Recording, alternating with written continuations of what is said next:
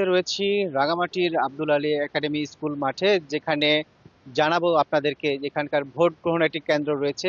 এখানকার কেন্দ্রের সবশেষ প্রস্তুতির কি অবস্থা এখন পর্যন্ত, সেই তথ্য জানানোর চেষ্টা করব আপনাদেরকে। আর এখানকার যে ভোট কেন্দ্র আপনি দেখতে পাচ্ছেন, যে বাহিরের যে প্রস্তুতি, আগামীকালকে ভোটাররা যে ভোট দিবেন তার জন্য যে প্রস্তুতি, সেটি আসলে কাজ করছেন এখানকার আনসার সদস্যরা। এবং ভোটের যে লাইনটি কেমন হবে, পুরুষ পুরুষ লাইন এবং মহিলাদের লাইন, সেটি আসলে তারা ঠিক করার কাজ করছেন। এছাড়া এখানকার যে পরিবেশের কথা যদি বলি, যে এখানকার বাহিরে থেকে যে গেটগুলো, সেই গেটগুলো এখন পর্যন্ত তালাবদ্ধ রাখা হয়েছে, যাতে কোনো বহিরাগত এই কেন্দ্রে প্রবেশ করতে না পারে। একই সাথে আমরা দেখেছি আনসার, পুলিশ এবং সেনাবাহিনীর সদস্যরাও ভোট কেন্দ্রের বাইরে অবস্থান করছে নিরাপত্তার কাজে। এবং এটি নয়, আমি এর আগেও শহরের যে কেন্দ্রগুলো আছে সেটি কয়েকটি কেন্দ্র ঘুরে দেখেছি। সেটির আসলে আমরা দেখতে পেয়েছি যে এখানকার যে প্রস্তুতি, আসলে আগামীকালকে যে ত্রয়োদশ জাতীয় সংসদ নির্বাচনের ভোট হবে তার প্রস্তুতি চলছে। আমি একটু দর্শকদের জানিয়ে রাখতে চাই, রাঙামাটির 213টি ভোট কেন্দ্র রয়েছে, যেখানে মোট ভোটার রয়েছে 5,09,267 জন। এবং রাঙামাটি শহরের বা পৌর এলাকার যে ভোট কেন্দ্র, তার 41টি ভোট কেন্দ্র রয়েছে। সকালবেলা এসব কেন্দ্রের যে ভোটারদের ভোটের সরঞ্জাম এবং অন্যান্য যে সরঞ্জাম, সেটি আসলে বিতরণ করা হয়েছিল। এবং সন্ধ্যার পরে থেকে আসলে যে ভোট হবে তার প্রস্তুতি আসলে কাজ করছেন এখানকার যারা প্রিজাইডিং, সহকারী প্রিজাইডিং অফিসার সহ অন্যান্য যারা এসেছেন। এবং এখানে আমরা যেসব কথা বলার চেষ্টা করব, এখানকার যে প্রিজাইডিং অফিসার আছেন কিনা আমরা দেখবো, তার সাথে কথা বলার চেষ্টা করবো। হ্যাঁ, আমরা দেখতে পাচ্ছেন দর্শক, এখানে যে আনুষঙ্গিক যে কাজ সেটি আসলে করছেন প্রিজাইডিং অফিসারের দপ্তরে বসে অন্যান্য যারা সহকারী প্রিজাইডিং এবং পুলিং অফিসাররা। একটু কথা বলার চেষ্টা করব আপনার সাথে, আসলে যদি একটু সহযোগিতা করেন, কি অবস্থা, যদি একটু এদিকে যদি এসে কথা বলা যায়। আপনাদের প্রস্তুতি কেমন চলছিল, কেমন আছে, সেটি যদি একটু জানান আর কি আমাদের কাছে। জি, আমি শাফিয়া রহমান। আহ, এই কেন্দ্রের প্রিজাইডিং অফিসার। আমাদের প্রস্তুতি মোটামুটি ভালো। আমরা দুপুর থেকে প্রস্তুতিতে আনুষ্ঠানিক যে পেপারস গুলো থাকে, যেমন কেন্দ্র পরিচালনা করতে গেলে বিভিন্ন ফর্ম থাকে, বিভিন্ন হেডিংস আছে, বিভিন্ন কেন্দ্রের নাম, ভোটার সংখ্যা, এগুলো যে হিসাব কাজগুলো আছে সেগুলো আমরা সম্পন্ন করি। তারপরে বুথ মার্কিং করা, আমাদের পুরুষ মহিলা বুথ মার্কিং করা, কোন কেন্দ্রে কোন সিরিয়াল থেকে যাবে, কোন বুথে কোন সিরিয়াল থেকে যাবে, এগুলো মার্কিং করে এগুলো কাজ আমরা সম্পন্ন করতেছি। পাশাপাশি আপনারা দেখতেছেন যে আইন শৃঙ্খলা বাহিনী প্রচুর তৎপর। তারা সবাই আসতেছে, তারা এই সেক্টর নিরাপত্তার বিষয়ে সার্বিক তত্ত্বাবধান করতেছে। আমাদের পর্যাপ্ত আনসার সদস্য আছে, তারা সবাই আমাদেরকে সহযোগিতা করতেছে। আসলে এক কথা হচ্ছে যে একটা ভোট কেন্দ্র পরিচালনা করতে ইনিশিয়াল যে কাজগুলো করা দরকার আগের রাতে অথবা আগের দিনে, সেই কাজগুলো আমরা আপনার এই কেন্দ্রে কতগুলো বুথ রয়েছে এবং কতগুলো ভোটার রয়েছে, পুরুষ মহিলা কত সংখ্যাটা এই মুহূর্তে মনে আছে? বলতে পারবো। আমার আহ, মোট ভোট কেন্দ্র ভোটার সংখ্যা হচ্ছে 3268। সেক্ষেত্রে পুরুষ হচ্ছে 1801, মহিলা হচ্ছে 1447। আর আমার এই কেন্দ্রে ভোট বুথ মোটামুটি 6টি আছে। এই তো এই 6টি বুথের মধ্যে আমরা 3টি পুরুষ বুথ, 3টি মহিলা বুথ এভাবে ভাগ করছি। এই এই বিষয়গুলো আমরা এখন আর কি সাজাচ্ছি বিভিন্ন মধ্যে করে। আপনি কি আমাদেরকে একটু কেন্দ্রটা পরিদর্শন করে একটু দেখবো জি। হ্যাঁ। আর যেমনটি আসলে প্রিজাইডিং অফিসার যেমনটি বলছিলেন, আসলে যে ভোট কেন্দ্রের যে প্রস্তুতি, সেই আনুষঙ্গিক প্রস্তুতি গুলো আসলে তারা ইতিমধ্যেই শেষ করেছেন। এবং লেখালেখির কাজ যেটিগুলো আছে, যেটি ভোটের ফলাফলের প্রকাশ করতে হয়, লিখতে হয়, সেই কাজগুলো আসলে এই মুহূর্তে তারা করছেন। দর্শক দেখছেন আসলে ক্যামেরায়, যে এটা একটি ভোট কক্ষ, যেখানে আসলে কালো পর্দা দিয়ে আসলে আপাতত সেটা ঢেকে রাখা হয়েছে, যেখানে ভোটাররা, গোপন কক্ষ, যেখানে ভোটাররা আসলে ভোট প্রদান করবেন। এবং এই যে বিষয়গুলো, যদি একটু আরেকটু যদি আপনার সাথে কথা বলতে চাই, প্রত্যেকটি কক্ষ কি প্রস্তুত হয়েছে কি? হ্যাঁ, ইনশাল্লাহ প্রতিটি কক্ষ আমরা প্রস্তুত করছি, সুন্দর মতো প্রস্তুত করে করছি। এগুলোতে আসলে আপনারা জানেন কিছু লেবেলিং করতে হয়, যে আমার পোলিং এজেন্টের, পোলিং অফিসারদের, সহকারী প্রিজাইডিং অফিসারদের লেবেলিং এর যে কাজগুলো থাকে বিভিন্ন কাগজ দিয়ে, সেগুলো আমরা তৈরি করতেছি। কিছুক্ষণের মধ্যে আমরা এগুলো লাগাই দেবো।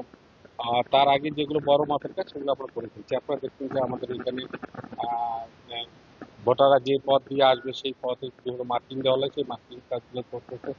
পাশাপাশি আমাদের আর্মি ভাইরা আসছে, তারা ওখানে তাদের পজিশন ঠিক করতেছে। এই আর কি। এখানে কি আলোর দিনের বেলা যেহেতু ভোট হবে, আলোর ব্যবস্থা কতটুকু পর্যাপ্ত আছে কিনা? সিসিটিভি ক্যামেরা অনেক জায়গায় বসেছে রাঙামাটি শহরের অনেকগুলো কেন্দ্রে, এখানে আসলে সেই ব্যবস্থা। আপনারা দেখলেন যে আমাদের এখানে 4টা রুম আমাদেরকে দেওয়া হচ্ছে টোটালি 6টা বুথের জন্য। তো আমরা ইনিশিয়ালি দেখতেছি যে আমাদের 3টা রুমই আমার খাবার, অনেক বড় বড় রুম। এবং প্রত্যেক রুম সিসিটিভি ক্যামেরার আওতায়। ইভেন আমি প্রিজাইডিং অফিসার যে রুমে থাকবো অথবা কাজ করবো সেই রুমও সিসিটিভির আওতায় আছে, এবং আমাদের গোটা মাঠ সিসিটিভির আওতায় আছে।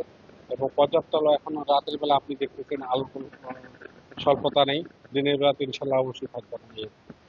যারা আসলে প্রার্থীর পুলিং যারা আসবে তাদের বসার ব্যবস্থাগুলো তো মোটামুটি আমরা যেটা দেখছি, যদি একটু ক্যামেরা একটু দেখাই, যদি পর্যাপ্ত টেবিল চেয়ার প্রার্থীর এজেন্টরা আসবে যারা, এই যেমন আমরা এখানে তিনটা তিনটা সেকশনে ভাগ করছি।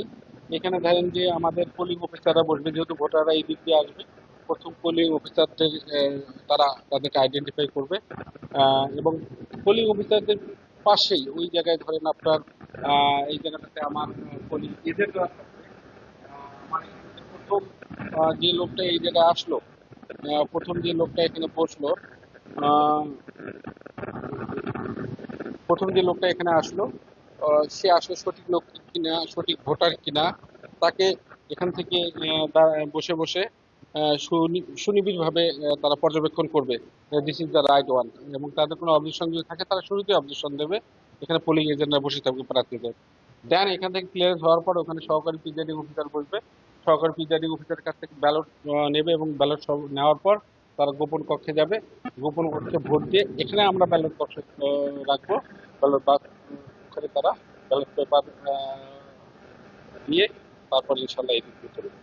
সবশেষ এখন পর্যন্ত মানে কতটুকু প্রস্তুতি, এই প্রস্তুতি, আইন শৃঙ্খলা বাহিনীর যে অবস্থান সব মিলিয়ে মানে নিরাপত্তার কোনো ঘাটতি আপনার কাছে কি মনে হচ্ছে যদি বলতেন? না, আমার মনে হয় যে নিরাপত্তা ঘাটতি প্রথমে আমরা ভাবছিলাম যে আমরা শুধু যেই আহ, নিরাপত্তা কর্মী নিয়ে এখানে হাজির হয়েছি, আসলে যে নিরাপত্তা নিয়ে হাজির হয়েছি সেগুলাই আমাদের সম্ভবত আছে। কিন্তু পরে দেখলাম, কিছুক্ষণ সন্ধ্যার পরে পরে দেখলাম যে আমাদের কাছে আনসার বাহিনী আসলো না, আনসার আসলো। ওনাকে কি ইভেন কি আমার এখানে ফায়ার সার্ভিস লোকও চলে আসে। ফায়ার সার্ভিসের একটা বিশাল টিম আসছে। পাশাপাশি উম, কিছুক্ষণ আগে আমাদের আর্মির একজন অফিসার আসছিল, আমাদেরকে নাম্বার দিয়েছে। উনি আমার পাশে উনি ক্যাম্প করছে, এবং নাম্বার দিয়েছে। ওনারা যেহেতু কেন্দ্রে থাকতে পারবে না, ওনার কেন্দ্র থেকে একটু দূরে আছে।